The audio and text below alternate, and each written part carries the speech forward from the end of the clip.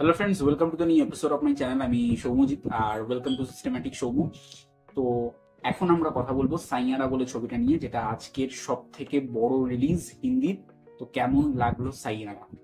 সাইয়ারা ছবিটা, সত্যি কথা বলতে এই ছবিটা নিয়ে আমার এক্সপেকটেশন প্রচুর ছিল। এক্সপেকটেশনটা বেড়ে যায় অ্যাডভান্স বুকিং দেখার পর, এবং এই ছবিটা আমি যখন আজকে ফাইনালি হাউসফুল হলে দেখি, ইয়েস আমি দেখি সিনেপলিস লেক মল, 9:35 AM এর শো। তো সেটা যখন হাউসফুল হলে আমি যখন দেখি, এই যে হাইপটা, এটা আমি বুঝতে পারলাম। এবং এই ছবিটা যখন বড় পর্দায় দেখছি তখন আলাদা একটা ফিল পাচ্ছি। স্টোরিটা, এই সিনেমার স্টোরি যদি একদম ছোট্ট করে বলতে চাই, এখানে নায়ক নায়িকা, তারা নায়ক হতে চায় বড় গায়ক, নায়িকা গান লেখে, নায়ক নায়িকার গানগুলো গেয়ে কিভাবে পপুলারিটি পাচ্ছে বা তাদের জীবনে কি মোড়ক আসছে, নায়িকার একটা পাস্ট রয়েছে। তো এই সমস্ত কিছু নিয়েই গল্পটা আমি বলতে পারি এটা আশিকি থ্রি এখনো আসেনি, কার্তিক আরিয়ানের সিনেমা, কার্তিক আরিয়ান শ্রীলীলা। সেই ছবিটা নিঘাত এটার থেকেই কপি হবে, এটা জানা কথা।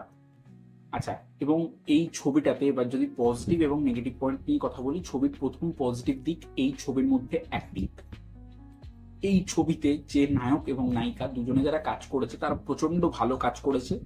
তারা ছবিতে ফার্স্ট ডেবিউ হিসেবে দারুণ কাজ করেছে। এই ছবির পরিচালনা অসাধারণ হয়েছে। আমরা মোহিত সুরির যেরকম ধরনের ভাইবস পাই, সেরকম ধরনের ভাইবস আমরা এই ছবিটাতেও পেয়েছি। ছবির পরিচালনা খুব ভালো।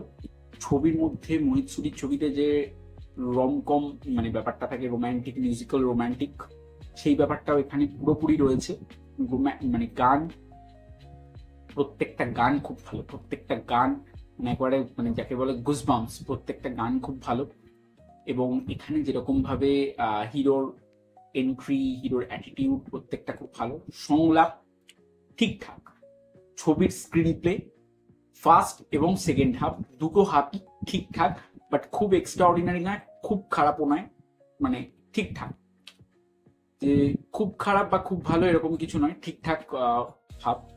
এবং এটা কোনো বোরিং ছবি না, এটা এঙ্গেজিং ছবি। তুমি দেখতে পারো, মানে দেখে মানে একেবারে মানে যাকে বলে ওই একেবারে মানে বসে থাকলে মানে এরকম ছবি, মানে এঙ্গেজিং ছবি। এবং ছবির লাস্টের যে সিন যেখানে শেষ হয় সেটাও খুব ভালো লাগে দেখতে। ছবির লোকেশন যেখানে শুট করা হয়েছে সেগুলো খুব ভালো। ছবির মধ্যে যে ট্রিটমেন্ট করা হয়েছে সেই ট্রিটমেন্টগুলো খুব ভালো। এবং ছবির আমি যদি ক্যামেরা আর কাজ যদি বলি, সেটাও ওকে ওকে। এবং ছবিতে আদার স্টারকাস্ট, তাদের বেশি স্পেস দেওয়া হয়নি, বাট তারা পপুলার, তাদের কাজও ঠিকঠাক তাদের জায়গায়। ছবির নেগেটিভ পয়েন্ট, এই ছবির নেগেটিভ পয়েন্ট ছবির রান টাইম। ছবির রান টাইমটা অনেক বড় হয়েছে, যেটার জন্য এই ছবিটা কিন্তু রান টাইমের জন্য কিছুটা জায়গায় আমার একদম ঠিকঠাক লাগেনি। এবং এই ছবির আমার মনে হয়েছে এই ছবির যে রোম্যান্টিক যে পোর্শনটা সেটা আরেকটু স্ট্রং হলে বেটার হতো। এবং মেয়েটার যে পাস্ট, সেই পাস্টটা যেটা দেখিয়েছে সেটা ঠিক আছে, সেটাকেও যদি আরেকটু মানে আরেকটু ভালো করতো, যদি যে কি মানে ঠিক মানে ওদের মানে তাই আমি বলছি না, স্পয়লার হয়ে যাবে। তো মানে আমি বলতে চাইছি যে যারা দেখেছো তারা বুঝতে পারবে, যারা দেখবে তারা বুঝতে পারবে যে আমার মনে হয় যে মেয়েটার পাসটাকেও আর একটু ভালো করলে ভালো হতো। যাই হোক, এই সিনেমাটা সব মিলিয়ে আমার মোটামুটি একটা ঠিকঠাক সিনেমাই লেগেছে। তো খুব ভালো না খুব খারাপও না, ঠিকঠাক সিনেমা লেগেছে। সিনেমার রেটিং তো আমি এখন দেওয়া বন্ধ করে দিয়েছি অবভিয়াসলি, কারণ আমি মনে করিনি যে কোনো সিনেমার রেটিং দেওয়া উচিত। তো রেটিং দেওয়া বন্ধ করে দিয়েছি। তো যাই হোক, এই ছিল সিনেমাটা রিভিউ। তোমাদের যারা যারা দেখে ফেলেছো তারা জানাও কেমন লাগলো, এবং প্রত্যেকে হলে গিয়ে সিনেমাটা দেখো যদি টিকিট পাও তো। যাই হোক, এই ছিল আমার রিভিউ। ভালো লাগে লাইক কমেন্ট সেটা সাবস্ক্রাইব করো, পাশে বেল আইকনটি ক্লিক করে দেখা হচ্ছে পরবর্তী ভিডিও। টাটা।